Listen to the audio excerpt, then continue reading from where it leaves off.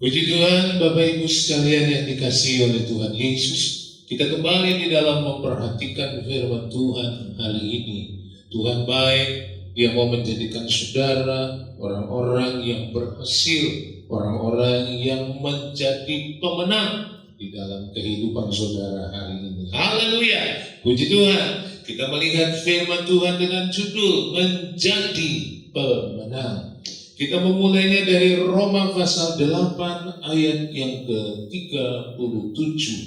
Dikatakan begini, tetapi dalam semuanya itu kita lebih daripada orang-orang yang menang oleh Dia yang telah mengasihi kita. Saudara sekalian, menjadi pemenang bukanlah satu hal yang mudah. Terlebih di tengah-tengah banyaknya tantangan-tantangan di dalam kehidupan hari-hari ini. Tetapi firman Tuhan berkata bahwa kita lebih daripada orang-orang yang menang. Artinya saudara dan saya tidak disiapkan untuk menjadi orang-orang yang kalah. Saya dan saudara tidak disiapkan menjadi orang-orang yang gagal. Tapi saya dan saudara disiapkan untuk menjadi orang-orang yang menang. Nah, kalau kita melihat kepada firman Tuhan, bagaimana seorang itu bisa menang, maka kita belajar dari Daud. 1 Samuel 17 ayat 36 dan 37 dikatakan begini, baik singa maupun beruang telah dihajar oleh hambamu ini, dan orang Filistin yang tidak bersunat itu, ia akan sama seperti salah satu daripada binatang itu, karena ia telah mencemooh barisan daripada Allah yang hidup. Pula kata Daud, Tuhan yang telah melepaskan aku dari cakar singa dan dari cakar beruang, Dia juga akan melepaskan aku dari tangan orang Filistin itu. Kata Saul kepada Daud, pergilah, Tuhan menyertai engkau.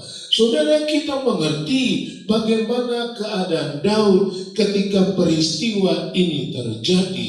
Dia adalah seorang muda yang bukan seorang tentara. Dia hanya ditugaskan menjaga domba dari keluarganya, dari orang tuanya. Yang menjadi tentara adalah kakak-kakaknya. Dan ketika Daud diminta oleh bapaknya untuk melawan kakak-kakaknya itu, maka dia ketemu dengan situasi peperangan. Bisa dibayangkan saudara, bagaimana orang tidak melihat kepada Daud bahwa dia akan bisa memenangkan situasi itu. Karena latar belakangnya bukanlah seorang tentara, bukan seorang pejuang. Tapi dia ada di medan perang itu. Dan dia berkata, seperti aku sudah mengalahkan singa dan beruang dengan pertolongan Tuhan. Tuhan yang sudah meluputkan dia. Maka dia berkata, saya juga akan bisa diluputkan dari orang Filistin itu. Saya bisa menghancurkan dia. Saya bisa mengalahkan dia. Saudara, Daud tidak disiapkan untuk peperangan saat itu. Tetapi kehidupannya yang selalu berjalan bersama dengan Tuhan, ada Tuhan di dalam hidupnya, maka dia berkata, aku yang akan berperang melawan dia, sebab aku sudah pernah melawan singa, aku sudah pernah melawan beruang, dan aku menang bersama dengan Tuhan. Saudara, ternyata untuk menjadi pemenang seperti Daud, dia berjalan bersama dengan Tuhan. Dan yang menarik saudara, Saul seorang raja yang pejuang itu menawarkan kepada Daud kelengkapan perang. Dia mencoba memakaikan baju perangnya. Dia memasangkan ketopong di atas kepalanya Daud. Dan dia menaruhkan pedang kepada Daud. Saudara, Saul mencoba melengkapi Daud dengan perlengkapan-perlengkapan yang biasa dia pakai. Tetapi Daud akhirnya melepas semua itu. Dia berkata, saya tidak bisa bergerak dengan ini semua. Saudara bayangkan, Daud yang tidak disiapkan untuk peperangan itu. Dia bukan seorang prajurit. Dia akan maju berperang. Dia coba disiapkan dengan kelengkapan perangnya Saul. Dia berkata, saya tidak bisa maju dengan hal ini. Dan dia tetap maju bersama dengan Tuhan.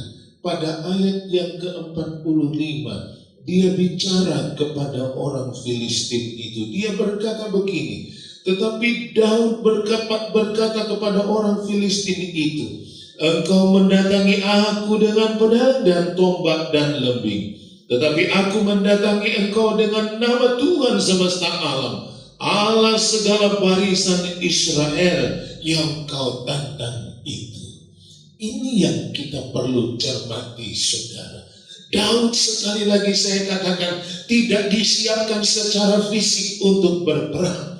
Tapi dia berani maju berperang karena dia berkata, aku berjalan, aku berjuang, aku menghadapimu dengan nama Tuhan. Seorang pemenang, dia berjalan, dia bersama, dia mengandalkan Tuhan. Seorang pemenang tidak bisa memakai perlengkapan-perlengkapan yang biasa dan yang umum dipakai oleh tentara-tentara saat itu. Tapi dia memakai nama Tuhan. Daud berkata, aku maju dengan nama Tuhan. Aku punya pengalaman bagaimana bersama dengan Tuhan. Aku mengalahkan singa, mengalahkan beruang. Dan sekarang saya akan mengalahkan Goliat. Saya akan tetap mendapatkan kemenangan. Saudara, bersama dengan Tuhan. Seorang pemenang adalah seorang yang berjalan dan mengandalkan nama Tuhan. Kalau kita melihat di dalam suratan Yohanes, saudara, suratan Yohanes 1 Yohanes pasal yang ke-5. 1 Yohanes pasal yang ke-5, di situ dikatakan begini, saudara. 1 Yohanes pasal 5 ayat 4 dan 5.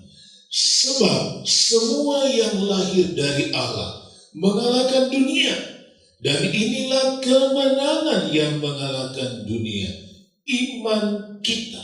Siapakah yang mengalahkan dunia selain daripada Dia yang percaya bahwa Yesus adalah anak Allah? Nah, saudara, pada ayat yang keempat dikatakan kemenangan itu adalah iman. Kemenangan yang mengalahkan dunia itu adalah dengan iman. Kalau tadi kita melihat dari Daud, seorang pemenang, dia harus bersama Tuhan, dia berjalan dengan Tuhan, dia memakai dan mengandalkan nama Tuhan. Suratan Yohanes menulis, kemenangan yang mengalahkan dunia adalah iman. Dan ayat yang ke-5 berkata, yang mengalahkan. Siapakah yang mengalahkan dunia selain daripada Dia yang percaya bahwa Yesus adalah anak Allah? Nah, saudara lihat, iman disamakan dengan percaya Yesus anak Allah. Ayat yang keempat berkata, kemenangan yang mengalahkan dunia adalah iman. Dan ayat 5 berkata, siapa yang mengalahkan dunia? Yaitu dia yang percaya Yesus anak Allah. Artinya saudara dan saya, ketika saya dan saudara ingin menjadi pemenang, saudara perlu punya iman, yaitu percaya bahwa Yesus adalah anak Allah. Tanpa itu saudara tidak akan bisa menjadi pemenang. Sebab suratan Yohanes ini, firman Tuhan ini berkata, kemenangan yang mengalahkan dunia adalah iman. Yang orang yang mengalahkan dunia adalah orang yang percaya Yesus anak Allah. Artinya kalau saya ingin menjadi pemenang, Kalau saudara ingin jadi pemenang, maka saya dan saudara harus memiliki iman, yaitu percaya Yesus anak Allah. Haleluya. Nah, kalau kita menjadi orang percaya, maka Roma pasal yang ke-8, Roma pasal 8 ayat 17 mengatakan begini. Dan jika kita adalah anak, maka kita juga adalah ahli waris. Maksudnya orang-orang yang berhak menerima janji-janji Allah, yang akan menerimanya bersama-sama dengan Kristus. Yaitu jika kita menderita bersama-sama dengan Dia, supaya kita juga dipermuliakan bersama-sama dengan Dia. Artinya saudara, ketika saya dan saudara, orang-orang yang punya iman, orang-orang yang percaya Yesus anak Allah, maka saya dan saudara adalah anak-anak Allah yang berhak menjadi ahli waris dari janji-janji Allah. Itu sebabnya saya dan saudara menjadi pemenang kalau saya dan saudara punya iman. Karena kita menjadi ahli waris atas janji-janji Allah. Bagaimana Allah memberkati, bagaimana Allah menyertai, bagaimana Allah memberikan kekuatan, bagaimana Allah memelihara, bagaimana Allah melindungi saudara dan saya. Karena saya dan saudara adalah anak-anak Allah yang berhak menjadi ahli waris dan dari janji Allah. Dikatakan di dalam ayat itu, kita menderita. Saudara, ketika saya dan saudara menjadi percaya, maka saya dan saudara membutuhkan keberanian, membutuhkan proses. Seperti minggu lalu kita lihat bagaimana kita dibentuk oleh firman Tuhan. Pengajaran itulah yang dimaksudkan dengan menderita bersama-sama dengan Kristus. Kita menderita karena kita harus memisahkan diri dari dunia, dari kesenangan dunia. Kita harus memisahkan diri dari hidup lama kita. Kita harus meninggalkan kesenangan dunia. Kita harus berlawanan dengan keinginan-keinginan daging. Itu menjadi sebuah penderitaan yang tidak mudah. Ketika saudara melihat orang hidup dalam dosa, jiwa saudara menangis karena saudara prihatin dengan situasi itu. Ketika engkau melihat orang teraniaya karena hidup yang tidak benar, saudara merasa sedih. Dan itulah penderitaan yang bisa saya dan saudara alami. Kita harus membelokkan, kita harus meninggalkan semuanya. Kita harus memisahkan diri. Saudara, mungkin saudara akan dianggap sebagai orang yang tidak biasa karena saudara tidak suka dengan keduniawian. Saudara mungkin dianggap orang yang dalam, orang yang berbeda, orang yang lain ketika saudara mengatakan tidak untuk dosa. Saudara mungkin dianggap orang yang menjadi orang-orang yang dipisahkan, yang dikucilkan dari dunia ini ketika saudara hidup di dalam kebenaran Tuhan. Itu menjadi penderitaan bagi saudara dan saya. Tetapi itulah yang membuat saya dan saudara menjadi ahli waris dari janji-janji Allah di dalam Yesus Kristus. Kita harus berani menanggung penderitaan karena kita memisahkan diri. Kita harus berani menanggung penderitaan karena kita tidak seperti orang-orang dunia. Karena itulah kita diberikan janji-janji dari Tuhan. Nah saudara, kalau kita lihat Roma pasal 8 ayat 37 tadi dikatakan Dia yang mengasihi kita. Saudara, ini adalah Tuhan yang mengasihi saudara dan saya. Mari kita lihat Yohanes pasal 10 ayat yang ke-11. Yesus berkata begini, akulah gembala yang baik. Gembala yang baik memberikan nyawanya bagi domba-dombanya. Saudara, dalam Yohanes 10 ini Yesus menjelaskan tentang dirinya yang adalah gembala. Setelah domba-domba keluar dari kandang, maka dia ada berjalan di depan. Artinya saudara-saudara, dia siap menjadi korban. Dia siap memberikan nyawanya karena dia berjalan di depan. Itulah gembala kita, itulah Yesus Tuhan kita. Karena dia mengasihi saya, mengasihi saudara sebagai domba-dombanya yang ingin dia bawa kepada kemenangan. Maka dia berjalan di depan untuk mematahkan, untuk mengalahkan, untuk menghancurkan segala hal yang akan menghambat kita. Kalau kita baca Ibrani 12 ayat yang kedua, di situ dikatakan, saudara, bagaimana Yesus juga ada di depan kita. Yohanes 12 ayat yang kedua, marilah kita melakukannya dengan mata yang tertuju kepada Yesus, yang memimpin kita dalam iman, dan yang membawa iman kita itu kepada kesempurnaan, yang dengan mengabaikan kehinaan, tekun memikul salib, ganti sukacita yang disediakan bagi dia yang sekarang duduk di sebelah kanan tahta Allah. Yang menarik saudara, di ayat ini dikatakan bahwa marilah kita melakukannya dengan mata yang tertuju kepada Yesus yang memimpin kita dalam iman. Saudara, kalau dilihat dalam salinan yang lain, Yesus itu membuat kita ada dalam iman dan membawa iman kita itu kepada kesempurnaan. Dia ada di depan. Saudara, artinya ketika saat-saat tertentu iman saya, iman saudara terguncang, iman saya, iman saudara menjadi lemah, tapi dia ada di depan. Dia ingin membuat saya terus punya iman, bahkan iman saya itu menjadi sempurna supaya saya bisa memenangkan pertandingan itu.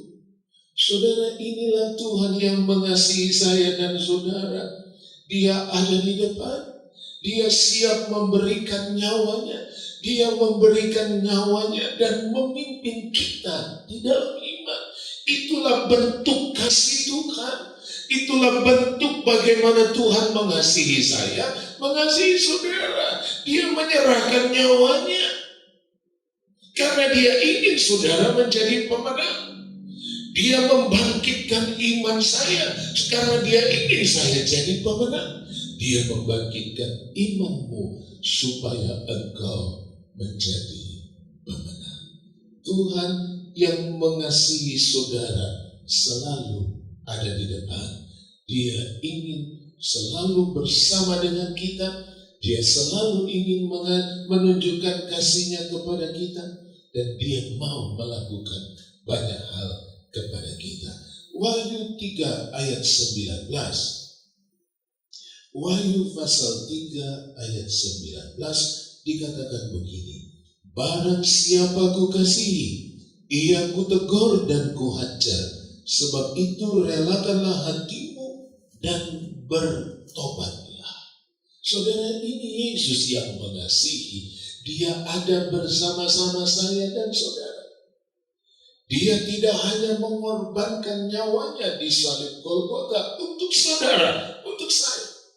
Dia ada di depan kita untuk membangkitkan iman kita, membuat kita terus hidup di dalam iman. Dan dia mengasihi saudara dan saya.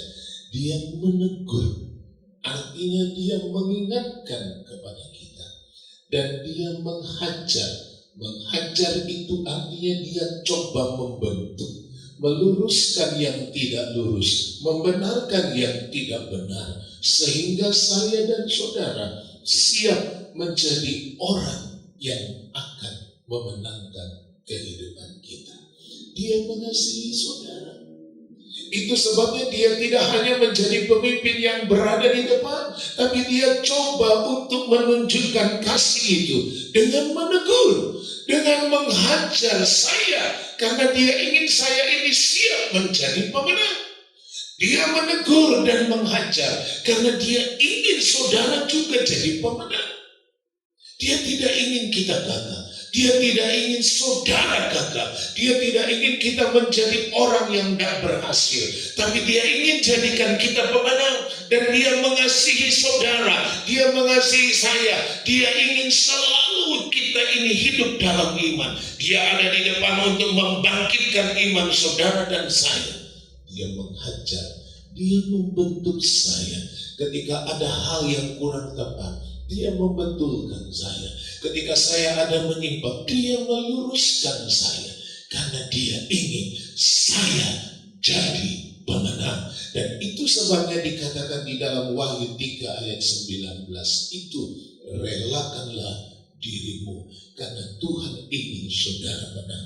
Kalau saudara sepakat dengan Tuhan ingin menjadi pemenang, kalau saudara setuju dengan Yesus untuk menjadi pemenang, maka saudara harus siapkan diri, maka saudara harus relakan diri saudara untuk dibetulkan ketika engkau salah, untuk dibenahi ketika engkau kurang tepat. Karena tujuan utama dari Tuhan adalah supaya saudara menjadi seorang pemenang. Kita lebih dari pemenang karena Yesus yang mengasihi kita. Haleluya, haleluya. Mari kita datang kepada Tuhan. Haleluya. Tak terbatas kuasa Tuhan.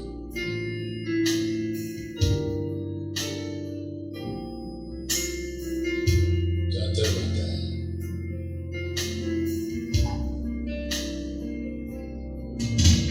Tak terbatas kuasa-Mu Tuhan. Semua dapat Kau lakukan. Apa yang kelihatan mustahil bagiku, itu sangat mungkin bagimu. Di saat ku tak berdaya, kuasa-Mu yang sempurna.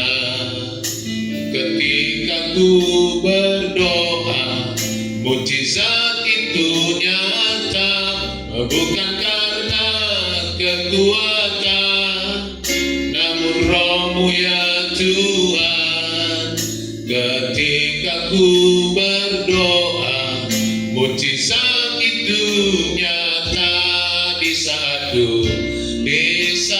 ku tak berdaya, kuasa-Mu yang sempurna. Ketika ku berdoa, mukjizat itu nyata. Bukan karena kekuatan, namun Roh-Mu ya Tuhan. Ketika ku percaya, mukjizat itu nyata. Di saat ku tak berdaya, kuasa-Mu yang sempurna. Ketika ku berdoa, mukjizat itu nyata. Bukan karena kekuatan, namun Roh-Mu ya Tuhan. Ketika ku percaya, mukjizat itu nyata. Kami bersyukur kepada firman-Mu Tuhan. Kami disiapkan untuk menjadi pemenang hari-hari ini. Apa dan bagaimanapun keadaan yang kami hadapi, tapi bersama dengan Engkau Tuhan Yesus Kristus, Engkau yang ada di depan kami, Engkau yang menyerahkan nyawa-Mu untuk kami, Engkau yang selalu ada untuk mengobarkan iman kami, dan Engkau yang selalu mengajar kami untuk menjadikan kami siap menjadi pemenang. Kami bersyukur untuk kehadiran-Mu, kami bersyukur untuk peran serta-Mu, kami bersyukur untuk firman-Mu, kami bersyukur untuk janji-Mu ya Tuhan. Dan sekarang biarlah itu nyata di dalam hidup kami semua, di dalam nama Tuhan Yesus Kristus. Biar kami siap menjadi pemenang di dalam hidup kami. Ada banyak hal yang dihadapi oleh anak-anak-Mu, tapi kami berdoa sepakat pada saat ini, biarlah kuasa Tuhan menyembuhkan, biarlah kuasa Tuhan menolong, biarlah kuasa Tuhan melakukan banyak mujizat bagi kami. Terima kasih Tuhan, terima kasih. Hamba berdoa bagi anak-anak Tuhan yang memperhatikan firman Tuhan kali ini. Diberkati mereka, dibaharui mereka, dijadikan mereka seturut dengan firman Tuhan, orang-orang yang benar. Terpujilah Tuhan sampai selama-lamanya. Di dalam nama Tuhan Yesus Kristus kami berdoa dengan percaya. Haleluya, haleluya. Kemuliaan bagi Tuhan di tempat maha tinggi. Kau Raja diagukan dan dipuji.